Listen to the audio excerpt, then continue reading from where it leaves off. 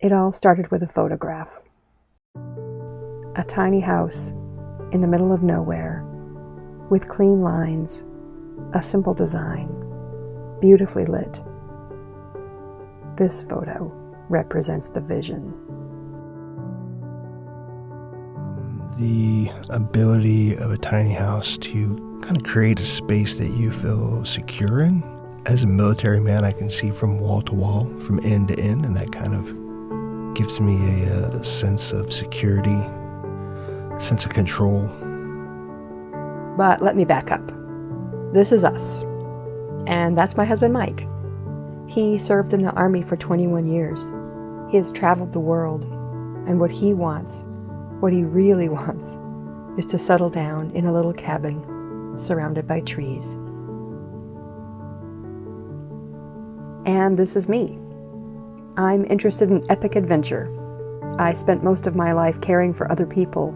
I raised 2 children. I was married for almost 20 years before, and I'm ready to go do big stuff.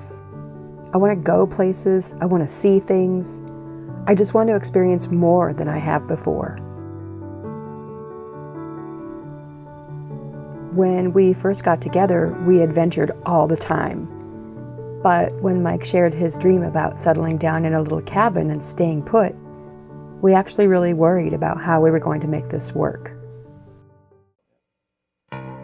Then we were surfing Netflix one day and we came across a movie about 4 different groups of people building tiny houses. We were totally enamored, and when we looked into tiny houses, we discovered a whole movement of people talking about the things we were after: freedom, security, and experiencing life differently. Eventually, we realized that building a tiny house could help us fulfill both dreams: a little house we love in the woods with no mortgage and plenty of room left in the budget for travel. And designing and building it ourselves would be an epic adventure. So that was a big moment.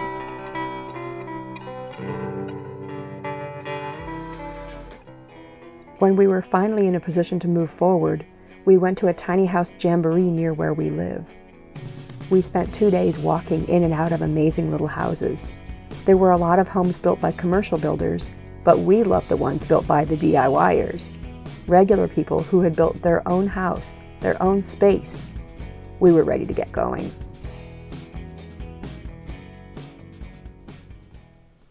So I started researching trailers.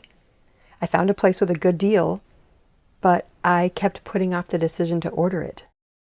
So if we've hemmed and hawed around the whole thing and you've made contact with the people, then what's the holdback?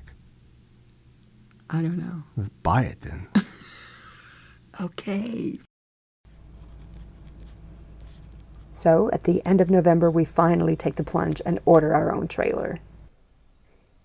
We had to wait about 7 weeks for it to be ready, so I kept drawing floor plans. We went through several iterations as we talked about how we live and what's important to us. We spent hours surfing Pinterest, and the dream kept getting more and more real. There she is. Finally, our trailer is ready. The trailer. We start building the next day. We have momentum and drive, and we're excited to finally get going. We make pretty good progress. We have a floor, subfloor Joists. joists. Yes. They're actually all bolted in and everything. Everything flush? Yes. Everything is flush. 90-degree angles all around? Oh, absolutely. Perfect. We finished the subfloor pretty quickly, and we were really excited to go vertical. But that's when we hit a snag. In order to build our walls, we needed to know the dimensions and the placement of our windows.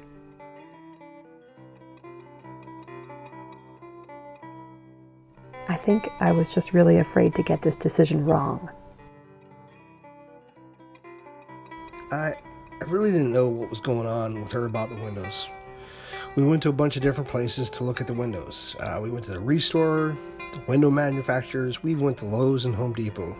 And I just didn't understand. She was clearly upset about it. She was disturbed by it. I mean, she was haunted by it. And I just didn't know what to do. It just kept going and going and going. We had to start figuring it out. We were framing our walls, and, we needed to get our dimensions. We needed to start getting our walls up, and I didn't know what to do.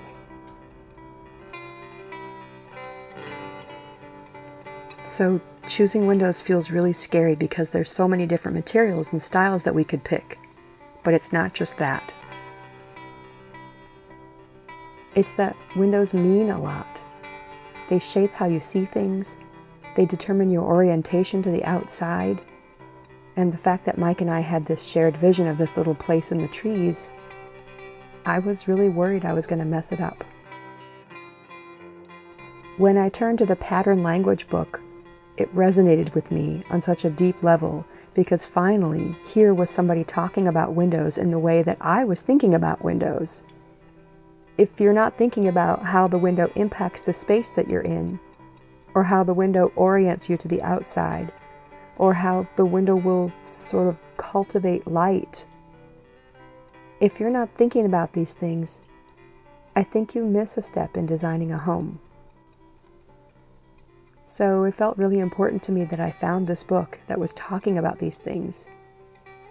And at the same time, that book upped the ante. Suddenly, my fears were realized. And windows do mean a lot. This book was definitely speaking to that. And I think it freaked me out even more. It made it real that these windows were that important. And the fact that we have thought about this for so long and dreamed together about what it will feel like to be in this space meant that I had to get this right. It was paralyzing.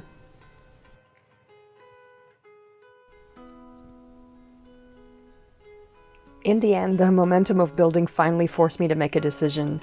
We built our walls, dealt with other problems, and then when the call came to pick up the windows, it just seemed strangely anticlimactic. What I realize now is that I was afraid of disappointing Mike. That if I got it wrong, he would be unhappy. And for 4 weeks, that fear made it impossible for me to see that even though we'd spent so much time focusing on these images and this dream, it was never about the house. It's always been about us, about assembling a life that we love together.